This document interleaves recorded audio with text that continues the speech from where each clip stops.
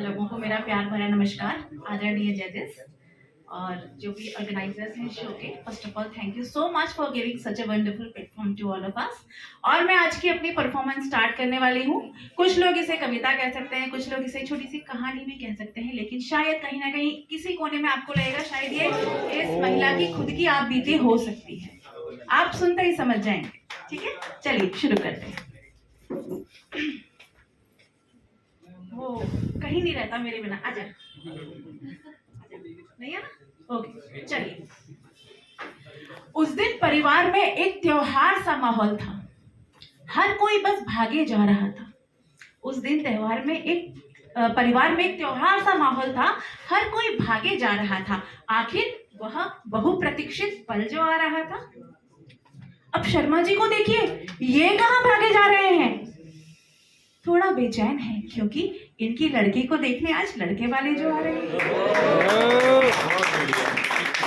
एक बेटी, सब कुछ सामान लेना, वो जो भी पूछे बड़ी आराम से जवाब देना। फिर क्या था, वो पेश हुई बड़ी धैर्य और ईमानदारी से और हर प्रश्न का जवाब दिया पूरी समझदारी से। वो पेश हुई बड़ी धैर्य और ईमानदारी से और हर प्रश्न का जवाब दिया पूरी समझदारी से। माहौल देखकर लग रहा था शायद मेहनत रंग लाएगी और शर्मा जी मन ही मन खुश हो रहे थे कि लगता है आज तो बात बन जाएगी। लेकिन तभी लड़के के मामा काजू कतली का चौथा पीस उठाते हुए बोले, देखिए श्रीमान। तभी लड़की के मामा काजू कतली का चौथा पीस उठाते हुए बोले, देखिए श्रीमान, चाहे थोड़ी कम पढ़ी लिखी होती, चाहे कदमें थोड़ी छोटी ही क्यों ना होती, हम तो अभी के अभी हाँ कर देते अगर आपकी लड़की इतनी मोटी ना होती।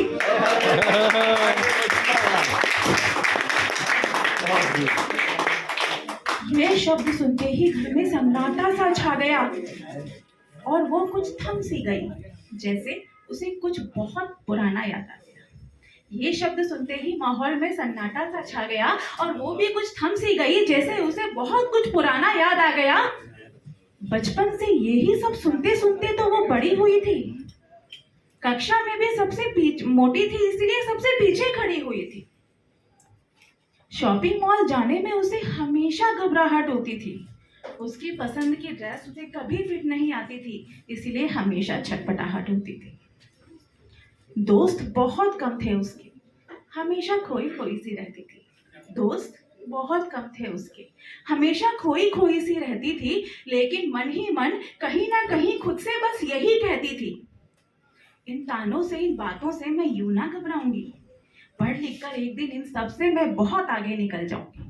इन तानों, इन बातों से मैं यूं ना घबराऊंगी। पढ़ लिख कर एक दिन कहीं ना कहीं इनसे मैं बहुत आगे निकल जाऊंगी। जो सोचा था उसने वह कर भी दिखाया।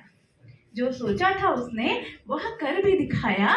हमेशा मैरिट में रही, नौकरी करी और ऊंचा नाम भी कमाया। पढ़ लिख कर ऊंचा नाम कमाया, लेकिन शायद ये समाज उसके गुणों को समझ ना पाया। मोटापा जैसा उसकी सबसे बड़ी कमजोरी है, हमेशा बस यही एहसास दिलाया। क्या क्या जतन करे उसने, ट्रेडमिल पर भी दौड़ी और डाइटिंग के नाम अपनी फेवरेट डिश भी छोड़ी। और फिर मानो एक दिन कबूल हो गई हो कोई दुआ। मानो एक दिन कबूल हो गई हो कोई दुआ, जिस दिन उसने देखा मेरा 2-4 किलो वजन कम हुआ। मगर 2-4 किलो से क्या फर्क आना था, क्योंकि बाहर तो 36 का जमाना था। यहाँ वो नजरें थी जो 1-1 इंच मापा करती हैं और अच्छी पर्सनालिटी को सिर्फ अच्छे फिगर से जाना करती है। हताश थी, परेशानियों से जूझ रही थी और कहीं ना कहीं मन में खुद से बस यही सवाल पूछ रही कि क्यों हम दूसरों की नजरों से खुद को आंकते हैं, क्यों हम अपना मोल खुद नहीं पहचानते हैं, क्यों हम दूसरों की नजरों से खुद को आंकते हैं, क्यों हम अपना मोल खुद ही नहीं पहचानते हैं। कोई हमारी खूबियों और कमियों का क्यों कैलकुलेशन करेगा, कोई हमारी खूबियों और कमियों का क्यों कैलकुलेशन करेगा। मैं क्या कोई क्वेश्चन पेपर हूं जो कोई और इवैल्यूएशन करेगा। अच्छा, मैं कोई क्वेश्चन पेपर हूँ क्या जो मेरा कोई और इवैल्यूएशन करेगा? किसी की हाँ या ना पर मेरा भविष्य क्यों टिका है? किसी की हाँ या ना पर मेरा भविष्य क्यों टिका है? अगर मैं खुद की रचयिता हूं तो मेरा भविष्य कोई और क्यों लिखेगा? किसी और के विश्लेषण की मुझे क्यों जरूरत है? किसी और के विश्लेषण की मुझे क्यों जरूरत है? क्योंकि मैं जिस लड़की को सुबह हर रोज आईने में देखती हूँ, मेरे लिए तो वही सबसे खूबसूरत है।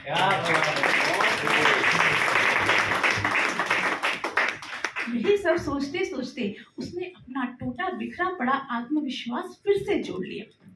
यही सब सोचते सोचते उसने अपना टूटा बिखरा आत्मविश्वास फिर से जोड़ लिया और आज के दिन को एक बुरा सपना समझकर हमेशा के लिए पीछे छोड़ दिया। बहुत बढ़िया, बहुत अच्छे।